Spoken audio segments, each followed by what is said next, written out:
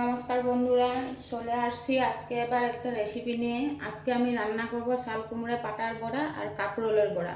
সেটা কিভাবে রান্না করব সেটাই তোমাদের সামনে তুলে ধরবো। ভাজার জন্য আমি কড়াইতে আগের থেকে দিয়ে রাখছিলাম তেল। বড়া করার জন্য আমি চাউলের গুঁড়া, বেসন, হলুদ, লবণ, লঙ্কা গুঁড়া দিয়ে একসঙ্গে মেখে রাখছিলাম। এখন আমি পাতাগুলো সুন্দর করে মেখে নিয়ে ভেজে নিব। পাতাটা সুন্দর করে মেখে নিয়েছি, এখন আমি ভেজে নিব। এরকম করে সবগুলো বড়া আমি ভেজে নিব। শাল কুমড়োর পাতার বড়াটা ভাজা হয়ে গেছে, এখন আমি কাঁকরোলের বড়াটা ভেজে নিব।